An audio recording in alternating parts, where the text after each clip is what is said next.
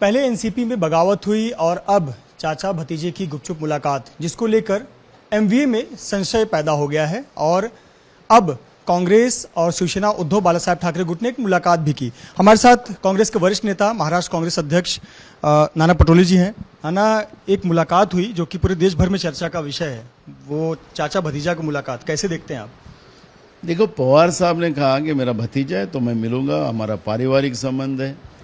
लेकिन जिस तरह से एक उद्योगपति के घर में जिस तरह से अजीत पवार जैसे गाड़ी में सोकर मिलने गए, गाड़ी ने जल्दी जल्दी में गाड़ी का डैश भी हुआ, तो यही पूरे देश में चर्चा का विषय है कि आखिर चल क्या रहा है। लोकतंत्र में अविश्वास जनता का बनना, ये सबसे बड़ी तकलीफ होती है। और हमारी एमवीए के वो पार्टनर हैं, इसलिए कल मैं और उद्धव जी हम साथ में बैठे, इस विषय पे हमारी चर्चा भी हुई।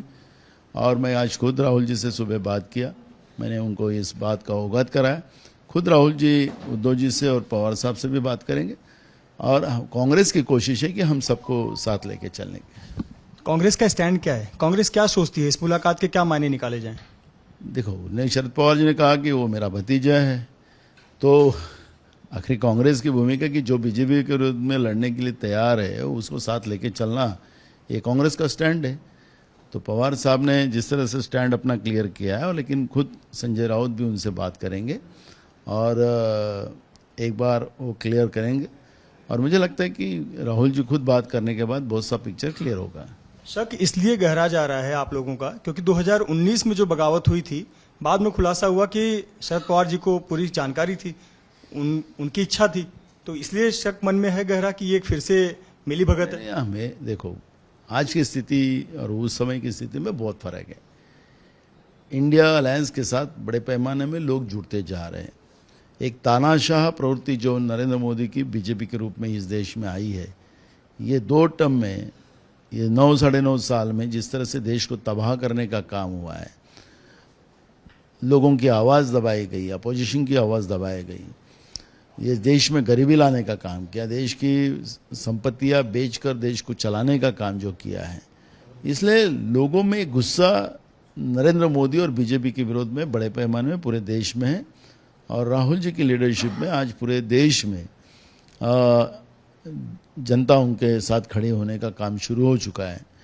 तो वो समय और ये समय में बहुत फर्क है। और जो भी अब बातें हैं, पवार साहब उस बात का स्पष्टीकरण तो दे चुके हैं, लेकिन एक बार और क्लियर हो जाए, और उसके लिए खुद राहुल जी भी उनसे बात करेंगे। और हम कांग्रेस की भूमिका है कि हम साथ में लेकर सबको चलेंगे। राहुल जी किससे बात करेंगे, किस संदर्भ में बात करेंगे? उद्धव जी से भी बात करेंगे और पवार साहब से भी बात करेंगे। इंडिया की जो बैठक होने वाली है मुंबई में, जिसकी तैयारियां आप लोग बहुत जोर शोर से कर रहे हैं, शरद पवार जैसा नेता अगर ये स्थिति स्पष्ट नहीं करता और संशय लेकर अगर आप उस बैठक में बैठते हैं, तो उस बैठक का नतीजा तो बड़ा अधूरा निकलेगा।